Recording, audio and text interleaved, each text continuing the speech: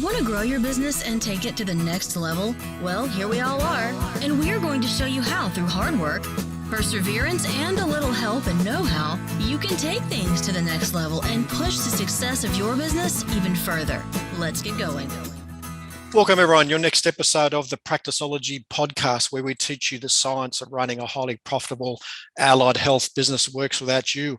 I'm Paul Wright and I'm joined by Mel Salmond today. Mel, thanks for joining us on the Practiceology Podcast. Thanks for having me, Paul. I've followed Mel around the internet for a long time and she's doing some great things in the world of education. I'll give you the formal introduction of Mel. And I love the opening, Mel, by the way.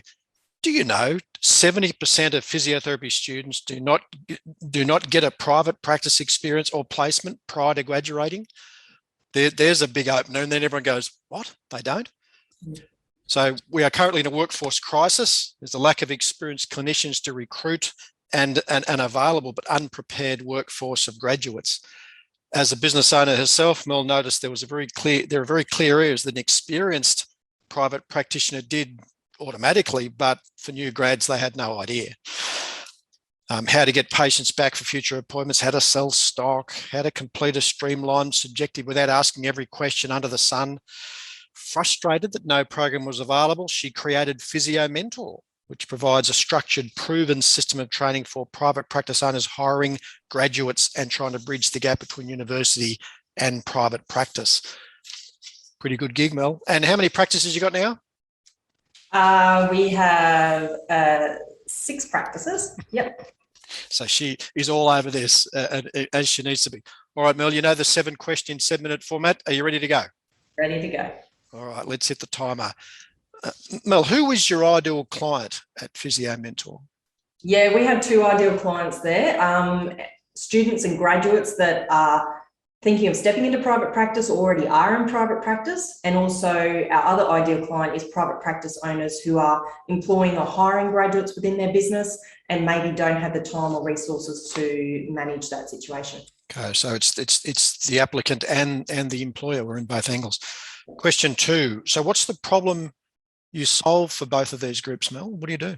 Yeah, so for students, we basically bridge the gap in knowledge from university training, which we know is more in a public health system model of training, and we try and upskill them very quickly to be prepared for private practice so that they feel more supported, they're not overwhelmed and they're not stressed and leaving the profession.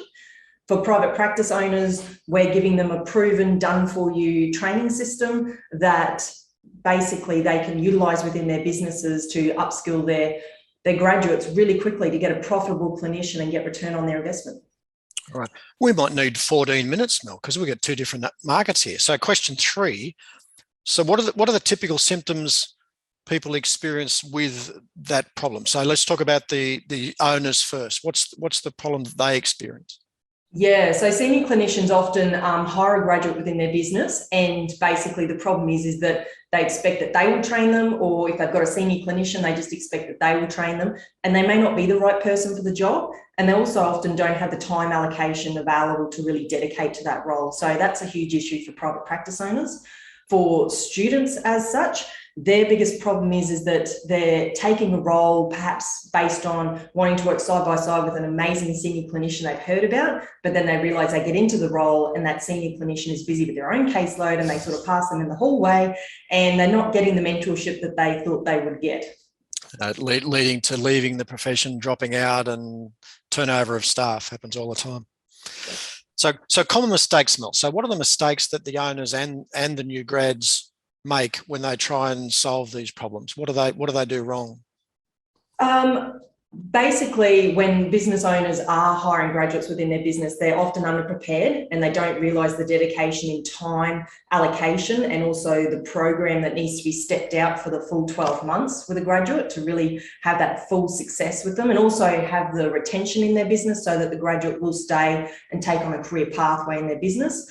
The student is often taking a role, like I said, to be with an idolised physio perhaps that may not have the time to dedicate to them either, but also they're taking roles with higher pay and hoping that they're going to get mentorship out of that. And that balance doesn't work out that way. The higher the pay, the likelihood of mentorship is going to be less because you need to make up that pay gap for the business. Okay. It's leading to overwhelm, isn't it, for the owner? You can see how can they possibly do it with a big clinical list, the other things to manage, and then taking on a junior team member. Yeah. Yeah. Okay. Question 5. So with about 3.5 minutes left, Mel. So what's a valuable free action? What can our audience do about this problem if they're an owner or a student? What can they do to fix it?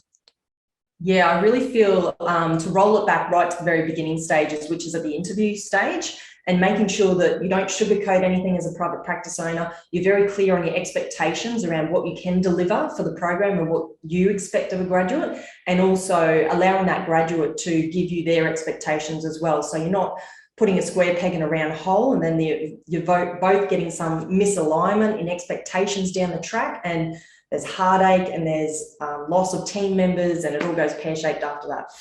Yeah, okay. And for the applicant, that's the same for them. They have to be honest and upfront about what they expect when they're coming to this gig. So don't sugarcoat their expectations either. Yes, exactly. Okay. Question 6. So about 2.5 minutes left, Mel. What's a resource? So what can you give our audience to help them on their journey here with this? What's the resources you've got?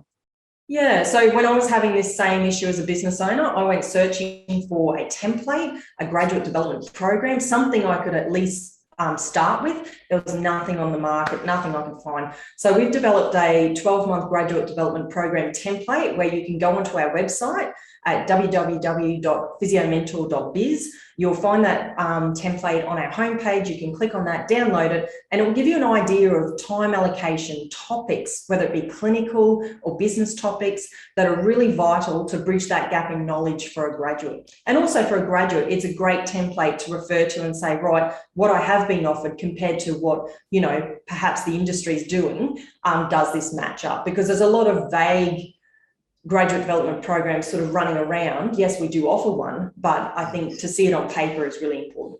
I know you're heavily into the physio industry and physical therapy, but that template, regardless of what profession you're in, I assume that would be a useful template across professions? Absolutely, yeah, absolutely. We have exercise, physiology, OT, speeches that are all now coming towards us to try and implement similar programs for them as well. Beautiful. And what's the website again, Mel? www.physiomentor.biz. Beautiful. And question 7, with about a minute to go. What's the one question, Mel, I should have asked you that would give great value to our audience? Now I'm digging in deep here. What's the one question I should have put to you?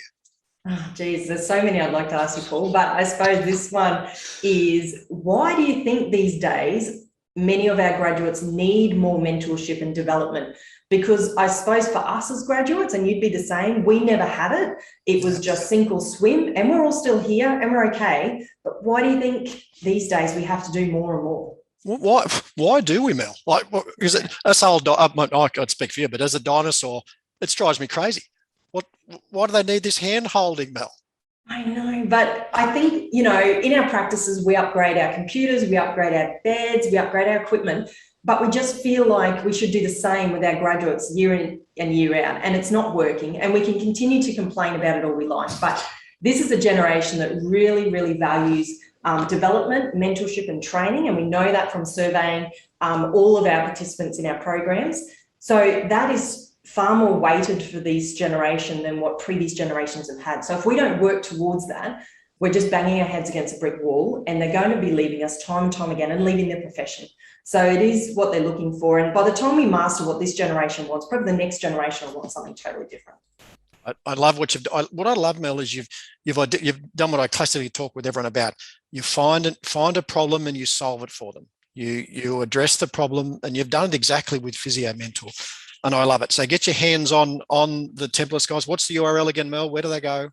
Yep, www.physiomentor.biz.